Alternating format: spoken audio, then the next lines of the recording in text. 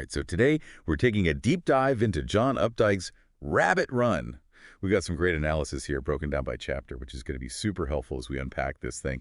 Published back in 1960, so it might feel a little vintage, but the themes, dissatisfaction, responsibility, the urge to escape, those are surprisingly timeless, don't you think? Absolutely. I mean, Rabbit Run is a classic for a reason. It really captures something fundamental about human nature. Ever get that feeling like you're running from something, even if you can't quite put your finger on what it is?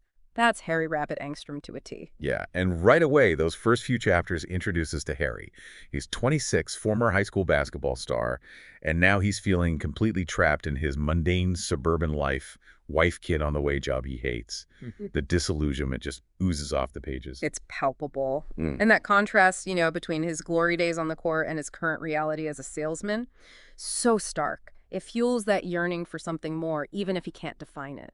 Now, talk about a midlife crisis before he's even hit middle age. He's holding on to this image of himself as this star athlete, but the reality is kind of pathetic. It makes that impulsive decision to just take off in his car understandable, even if it's not exactly the most responsible choice. Right. No plan, no destination, just pure escape. It's like he's this pressure cooker about to blow, and that drive south is his release valve. Which brings us to that scene at the gas station. He asks for directions south, like that's the answer to all his problems, but then, and this is what gets me, he turns around.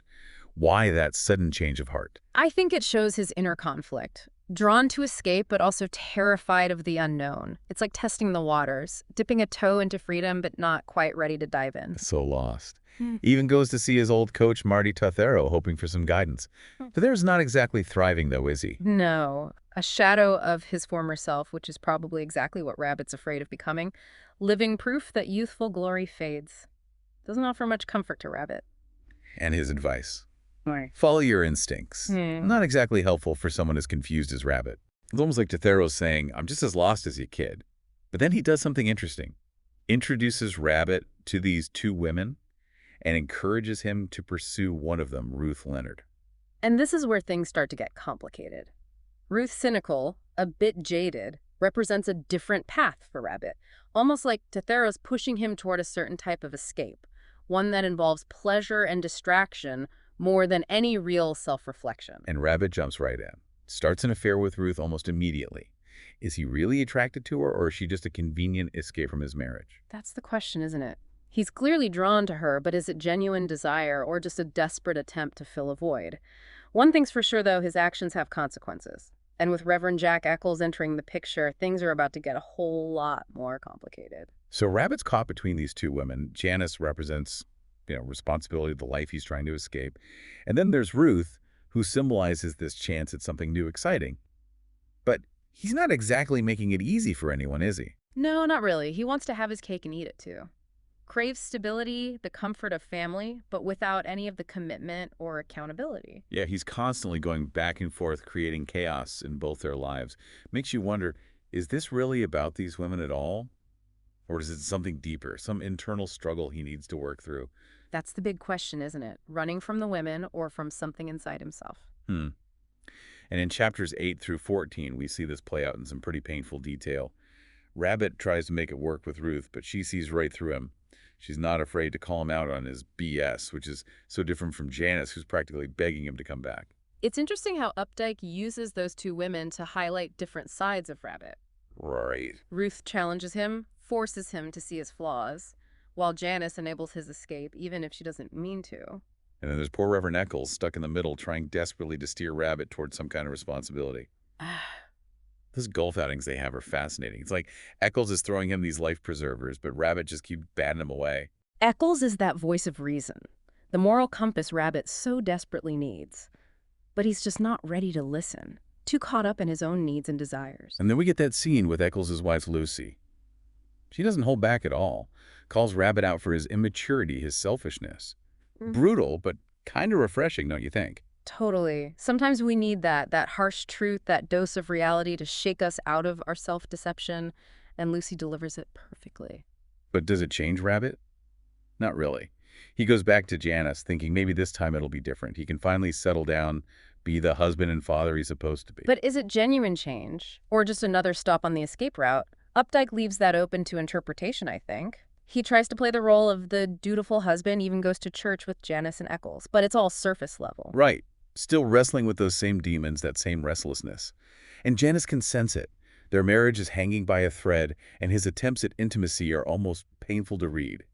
He's there physically, but emotionally he's miles away, still thinking about Ruth. Which leads us to that crucial moment in chapter 17, the moment that changes everything. Janice, in a drunken stupor, accidentally drowns their baby son in the bathtub. It's a tragedy that just shatters their world. It's heartbreaking. And you'd think this would be the wake-up call Rabbit needs, the moment he finally faces the consequences of his actions. But that's not what happens, is it? Sadly, no. His first reaction is shock, of course, but then it quickly shifts to self-preservation. He distances himself from the blame, clinging to this idea that it wasn't his fault. It's almost unbelievable. Even after this horrific event, he's still trying to run. The baby's funeral is especially poignant.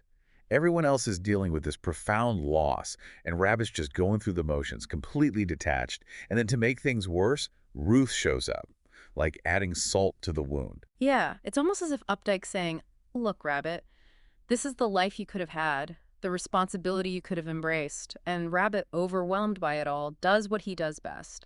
Runs, flees the funeral, leaves Janice and her family to deal with their grief while he escapes into the unknown. A bleak ending to this part of the story, and it sets the stage for a truly devastating final act. So we left off with Rabbit hitting the road again, running from this awful tragedy and all responsibility. It's like he's addicted to escaping at this point. Finds comfort in just the act of running instead of facing, the mess he's made. Yeah, it's a powerful image of self-destruction. Consumed by his own pain guilt, can't even start to process everyone else's grief. He's totally isolated, cut off from the people who need him most. Ends up at this farm, taken in by total stranger. Kind of a brief moment of peace, right? A glimpse of human kindness in all this chaos. But he can't stay put, can he? Nope. That urge to run, to escape, it's just too strong. Like he's possessed, driven by this need to flee anything that looks like responsibility or commitment. And where did he end up? Back in Brewer at Ruth's doorstep. But this time the welcome's not so warm. Ruth's grown up. She's heard about the baby, and she's not going to let Rabbit use her anymore. She sees him for what he is, a man running from himself, leaving a trail of destruction. She finally confronts him, right? Calls him out on his selfishness, his inability to really connect with anyone, and she drops the bomb. She's pregnant, his child. It's huge. Rabbit's staring down the ultimate consequence of his actions, another life he's brought into the world. And how does he react? Hesitates. Ruth gives him that ultimatum, begs him to kneel, promise to stay with her, finally commit to something. And that hesitation says it all, doesn't it? Even now, facing fatherhood again, he's still not ready to face himself. It breaks Ruth. She gets it. Rabbit will never change. She just can't offer the love and support she needs, sends him away, chooses her own well-being, and her baby's over a life with him. So Rabbit's alone again, totally defeated.